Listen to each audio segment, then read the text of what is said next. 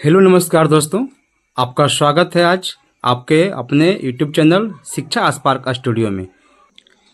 आज मैं आपको 18 मार्च 2026 क्लास 6 विज्ञान यानी कि साइंस का ओरिजिनल पेपर बताने वाला हूं, इसलिए वीडियो को स्किप मत करिए और पूरा देखिए।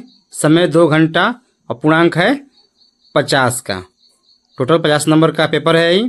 निर्देश दिया हुआ है कि इस प्रश्न पत्र में कुल 5 प्रश्न है, प्रत्येक प्रश्न का उत्तर देना अनिवार्य है। और दूसरा है कि प्रत्येक प्रश्न के सामने उसके लिए निर्धारित अंक एवं निर्देश अंकित हैं। ठीक है, तो चलिए चलते हैं पहले प्रश्न पर। देखिए, पहला प्रश्न दिया हुआ है कि कोष्टक में दिए गए विकल्पों में से सही विकल्प चुनकर रिक्त स्थानों की पूर्ति कीजिए। यहाँ पर ऑप्शन दिया गया है और ये प्रश्न है सारे, और 5 को प्रश्न है। प्रत्येक प्रश्न 2 नंबर का है। टोटल कितना नंबर हो गया? 10 नंबर। ठीक है, चलिए पहला प्रश्न पढ़ते हैं हम लोग। विटामिन डी की कमी से डैश रोग होता है। ठीक है, तो यहाँ लिख दीजिएगा आप लोग रिकेटस।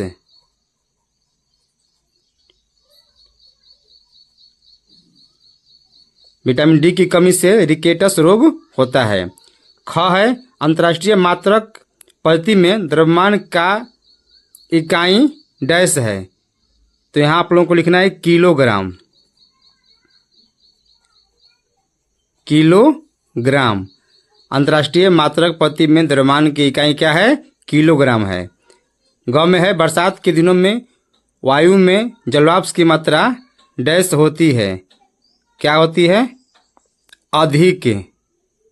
ठीक है, यहाँ अधिक लिख देना है। तो वीडियो को लाइक कर दीजिएगा और चैनल। शरीर से अपशिष्ट उत्पाद के निष्कासन को डैश कहते हैं। क्या कहते हैं? उत्सर्जन। यहाँ लिख देना है उत्सर्जन। ठीक है, और अंगा है भारत में बिग डीपर तारामंडल को डैश नाम से जाना जाता है, तो यहाँ लिख देना है सप्तर्षि। सप्तर्षि। ठीक है, भारत में बिग डीपर तारामंडल को सप्तर्षि नाम से जाना जाता है। तो आपका ये 5वां प्रश्न पूरा हो गया। आप लोग इसको ऐसे भर दीजिएगा। चलते हैं अगले प्रश्न पर।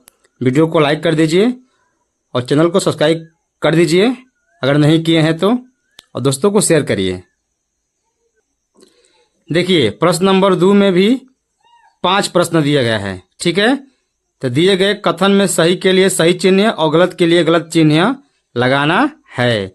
5 प्रश्न है, प्रत्येक प्रश्न 2 नंबर का है और टोटल 10 नंबर का है।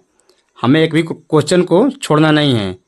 ठीक है, पहला प्रश्न है क वाष्पीकरण से शीतलन प्रभाव उत्पन्न होता है, तो ये सही है। स्वतंत्र। ख है स्वतंत्र रूप से लटका हुआ चुंबक उत्तर दक्षिण दिशा में ठहरता है, तो ये भी सही है। ठीक है, सही का टिक लगा देना है, चिन्ह लगा देना है। ग है बीजों के अंकुरण के लिए जल तथा वायु की आवश्यकता नहीं होती है। देखिए, बीज अंकुरण तभी होगा जहां पर हवा रहेगी और जल रहेगा। ठीक है, ये तक गलती है। और घ में है अवशिष्ट के ढेर से लोहे की वस्तुओं को अलग करने के लिए विद्युत चुंबक का उपयोग होता है, तो हाँ होता है। ये सही है आपका।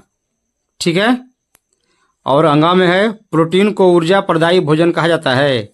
नहीं, कार्बोहाइड्रेट वसा को कहते हैं, प्रोटीन को नहीं कहते हैं। ये क्या हो गया आपका? ये गलत हो गया। तो आपका ये सारा देखिए पूरा बन गया। एक भी प्रश्न को नहीं छोड़ना है। चैनल को सब्सक्राइब कर दीजिए। देखिए, प्रश्न नंबर 3 है, ये मिलान करने वाला प्रश्न है। स्तंभ अ से स्तंभ ब को मिलाना है। ठीक है, ये भी एक प्रश्न 2 नंबर का है। टोटल 5 प्रश्न है, 10 नंबर के ये भी है। आप लोग कंजूसी करते हैं चैनल को सब्सक्राइब करने में, सब्सक्राइब करते रहिए। मैं भी मोटिवेट होता रहूँगा और आपके लिए वीडियो बनाता रहूँगा। ठीक है, चलते हैं प्रश्न पर। प्रश्न क है कि पृथ्वी का उपग्रह है। ठीक है, तो आप लोग देखते हैं कि चंदा मामा, यहाँ पर चंद्रमा है पृथ्वी का उपग्रह। लाल ग्रह ख में दिया है लाल ग्रह। लाल ग्रह कौन है? तो मंगल को लाल ग्रह कहते हैं। तारामंडल ग में दिया है, तारामंडल कौन है? ओरायन तारामंडल होता है। सांझ का तारा और भोर का तारा किसे कहते हैं? शुक्र को कहते हैं। आकाश का अवलोकन कैसे करेंगे हम लोग? टेलीस्कोप से। ठीक है, देखिए आपका ये प्रश्न पूरा हो गया। चलते हैं अगले प्रश्न पर फिर। देखिए प्रश्न नंबर 4 है, लघु उत्तरीय प्रश्न है। लगभग 50 शब्दों में उत्तर को लिखना है। 2 प्रश्न है और एक प्रश्न क्या है? 5-5 नंबर का है। ठीक है, तो दोनों कितना हो गया? 10 नंबर का। पहला प्रश्न देखते हैं हम लोग कि नवीकरणीय संसाधन किसे कहते हैं? 3 उदाहरण दें। ठीक है, तो हम लोग इसको ऐसे लिख लेंगे। प्रश्न 4 के 1 उत्तर। नवीकरणीय संसाधन वही संसाधन जो प्रकृति द्वारा कम समय में फिर से उत्पन्न या पुनः प्राप्त किए जा सकते हैं, वह नवीकरणीय संसाधन हैं। जैसे में उदाहरण है हवा हो गया, पानी हो गया, जल हो गया। जैसे हवा से क्या बनेगा? पवन ऊर्जा बन जाएगा। सूरज से सौर ऊर्जा बन जाएगा। ठीक है, उदाहरण हो गया। यह प्रश्न पूरा हुआ। चलते हैं नेक्स्ट प्रश्न पे। देखिए प्रश्न नंबर 2 है, सौर मंडल के ग्रहों के नाम सूर्य से बढ़ती दूरी के क्रमानुसार लिखें।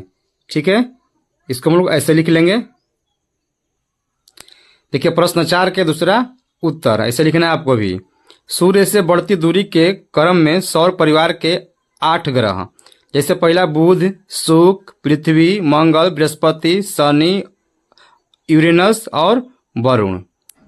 इसे अरुण भी बोलते हैं, यूरेनस को। अब बताइएगा कि सबसे बड़ा ग्रह और सबसे छोटा ग्रह कौन सा है? कमेंट में आपको बताना है।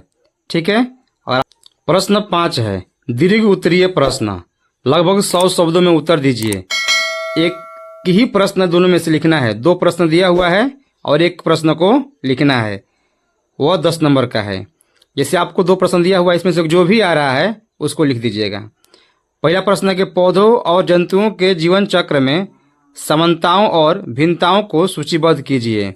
ठीक है, तो आप लोग इसको इस तरह से लिख लीजिएगा।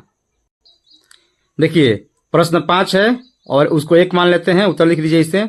पौधे और जंतुओं के जीवन चक्र में कुछ समानताएं और भिन्नताएं होती हैं। समानताएं क्या होती हैं? दोनों का जीवन चक्र जन्म उत्पत्ति से शुरू होता है और अंत मृत्यु पर होता है। दूसरा में लिखना है कि दोनों में वृद्धि और विकास होता है। तीसरा में लिखना है कि दोनों प्रजनन करते हैं जिससे नई पीढ़ी उत्पन्न होती है। और भिन्नताएं में लिख देना है आपको कि पौधे बीज या बीजाणुओं से उगते हैं, जबकि जंतु अंडे या बच्चों को जन्म देते हैं। पौधे अपना भोजन स्वयं बनाते हैं, लेकिन जंतु भोजन के लिए अन्य जीवों पर निर्भर रहते हैं। तीसरा लिख लीजिएगा आपको कि पौधे सामान्यतः एक स्थान पर स्थिर रहते हैं, जबकि जंतु चल फिर सकते हैं। ये पूरा हो गया आपका। ठीक है, और इस प्रकार दोनों के जीवन चक्र में कुछ समानताएं होने के साथ साथ कुछ महत्वपूर्ण अंतर भी पाए जाते हैं। ये प्रश्न पूरा हुआ। आप लोग इसको लिख लीजिएगा। अगर ये प्रश्न नहीं आ रहा है तो आप लोग इसको भी लिख सकते हैं। जैसे अथवा में दिया हुआ है, आप अपने घर के आसपास को हरित आवरण से समृद्ध बनाने के लिए किस प्रकार योगदान देंगे? ऐसे कार्यों की सूची बना के बताना है आपको। तो इसको भी बताए हैं, आप लोग इस तरह से लिख लीजिएगा।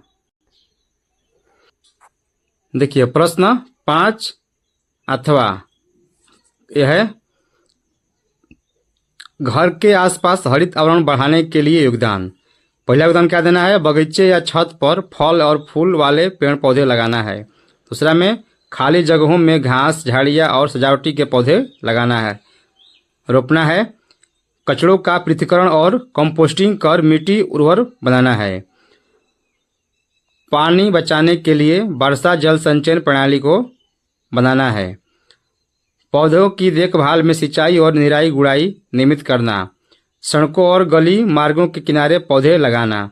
स्थानीय पौधों और जैव विविधता को बढ़ावा देना। बच्चों और पड़ोसियों को हरित पहल में शामिल करना। अगर इस तरह से आप लिख देते हैं तो आपको पूरा नंबर मिलेगा।